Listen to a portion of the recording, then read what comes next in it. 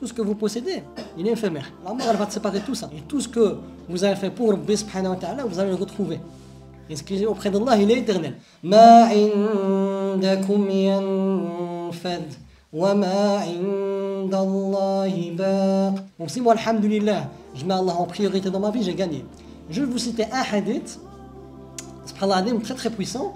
Et là, on voit si je mets Allah au centre de ma vie ou pas. Jibril alayhi salam, il est venu chez le prophète Mohammed alayhi salam, il a dit: oh Mohammed, moi je rajoute sallallahu alayhi wa sallam, vis combien tu veux, tu vas mourir, aime qui tu veux, tu vas t'en séparer, et fais ce que tu veux, tu vas rendre des comptes, et sache que l'honneur du croyant, c'est sa prière de la nuit. Moi, si je vis que pour cette dunya, je vis combien je veux mourir. Je peux amasser l'argent que je veux, je peux marier avec les plus belles femmes, je peux avoir les plus beaux enfants, le plus beau des métiers, je peux avoir tout ce que je veux. La mort, elle va venir, elle va me séparer de tout ça. Et après, je devrais rendre des comptes auprès d'Allah subhanahu wa ta'ala.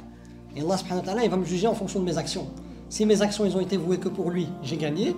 Mais si mes actions ils ont été vouées pour autre que lui, j'ai perdu. Aime qui tu veux, tu vas t'en séparer.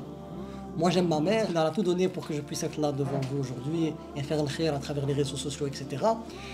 Je l'aime. Mais si je l'aime que pour elle, la mort elle va me séparer d'elle. Mais si j'aime ma mère pour Allah, le prophète nous enseigne qu'on sera au paradis avec les gens qu'on aime. Donc si je mets Allah au centre de ma vie, même les personnes que j'aime pour Allah, eh ben, je serai avec eux éternellement sans jamais me séparer.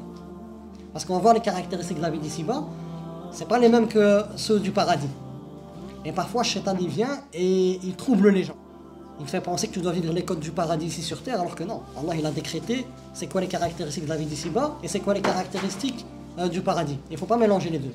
Et la troisième chose, c'est fais ce que tu veux, tu vas rendre des comptes. Si moi je vous mes actions pour Allah, il y a une panoplie de cadeaux d'Allah.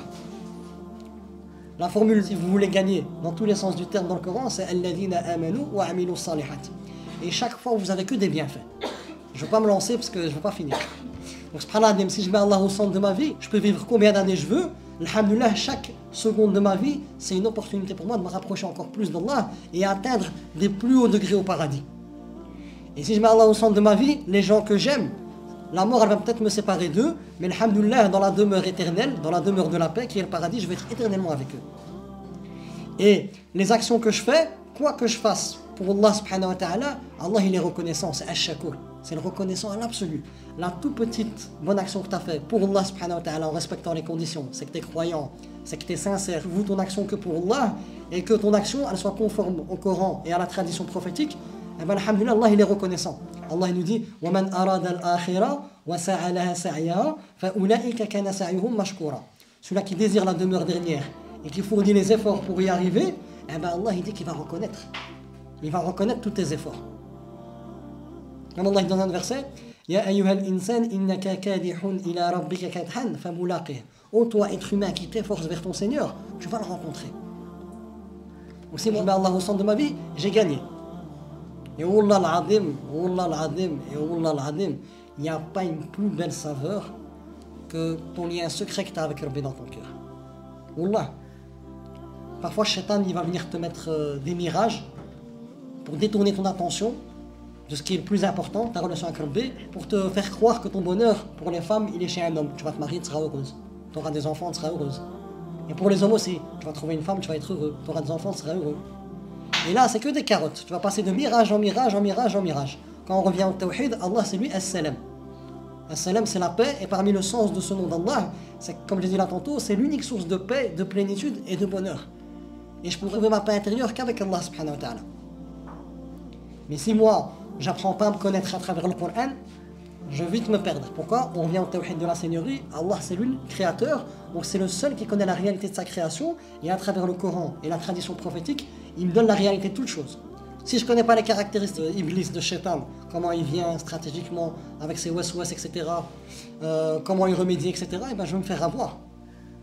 Et si je ne connais pas les caractéristiques de la vie d'ici-bas, je vais me faire avoir aussi par cette dunya. Combien de gens qui sont dans les cimetières, ils sont fait avoir par cette dunya? Demain. Et la mort, elle est venue à un moment où ils ne s'attendaient pas. Et ils ont vécu sur autre chose que sur la ilaha illallah. Après, c'est trop tard. Et Rabbi, Rabbul Alamin, c'est Al-Adil, c'est le juste. Il te donne l'opportunité de gagner le paradis. Et le jour du jugement dernier, tu n'auras aucun argument.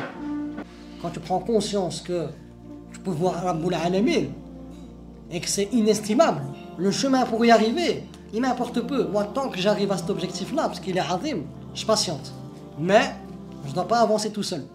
toujours être avec Allah subhanahu wa ta'ala. Allah dit dans le Coran واعتصموا بالله هو مولاكم فنعم المولى ونعم النصير.